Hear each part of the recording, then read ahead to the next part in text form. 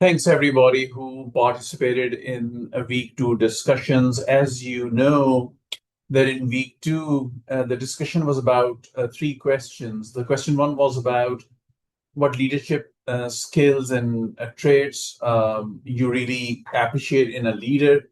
The second question was about any real life positive leadership experience that you have had.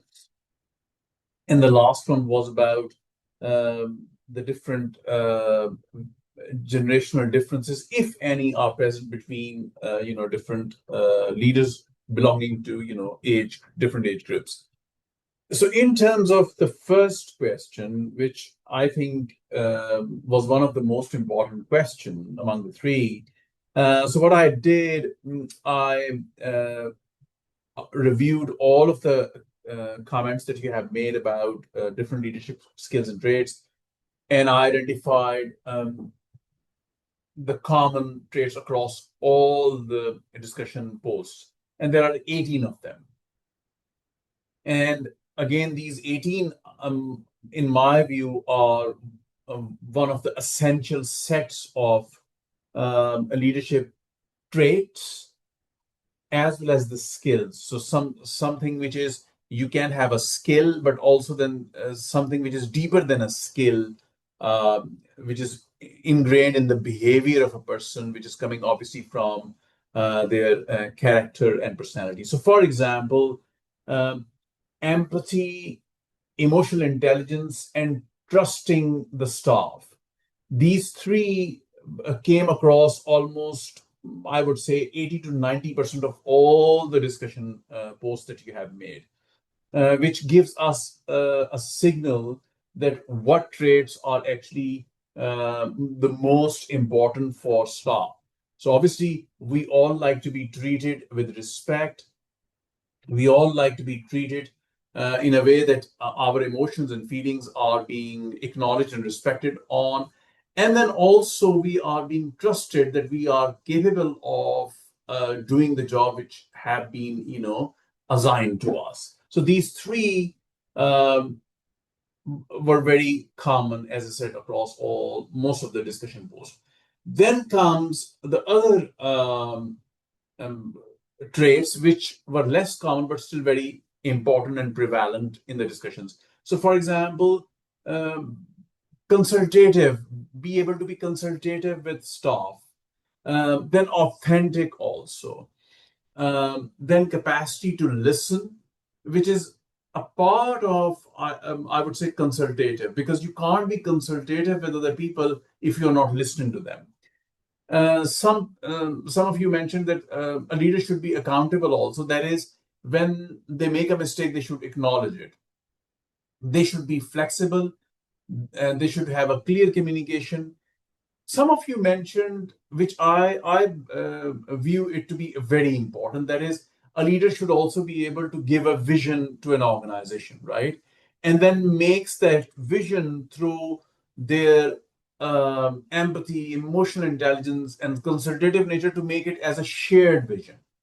Some of you mentioned a leader need to be resilient also. That is, when there are hard times, a leader should be able to stand by and face those hard times rather than just to shrug off the responsibility. Another important aspect, which is the leader should be skilled also. And skilled, by skilled we mean that, for example, leaders should have an analytical capacity and capability. Like when you are presenting a leader with lots of information, they should be able to make a educated decision, right? Some of you mentioned willing to help staff in trenches, and which I view it again as to be as a very important character of a leader. That when times come, especially when there are small organizations and there are smaller teams, sometimes if there are not enough people to do a task, but there's a deadline, so a leader should not just say that, okay, this is not my responsibility, I'm the leader or the CEO of the organization. If it is required for them to be able to help the staff, then they should do that. Decisive. A leader should also be decisive as well. So when the time comes to make a decision, they should be able to make a decision. Obviously, in consultation with staff, but in the end, somebody has to make a decision. Be able to unite staff. So there should be a unified course of action in an organization. Obviously, there are diversity of views, but a leader should be able to listen to those diverse views, but then from those diverse views, a leader should be able to develop a unified course of action for an organization. Humility is another important aspect that some of you have mentioned. Develop staff, and finally, build a positive culture.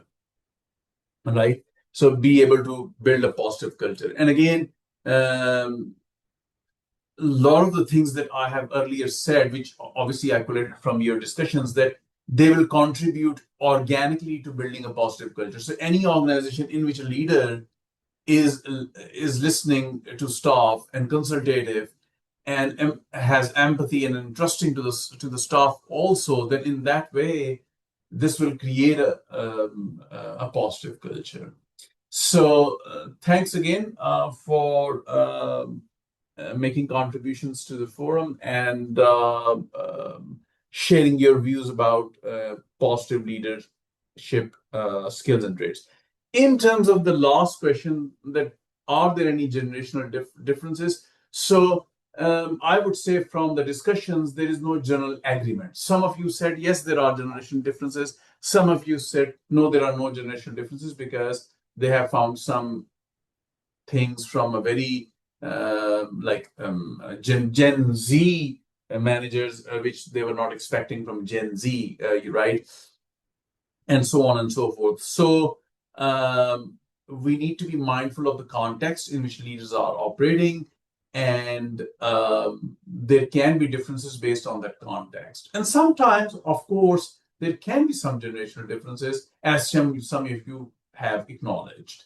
But it was a really good, rich discussion. Thanks again, and look forward to reading your comments during week 3.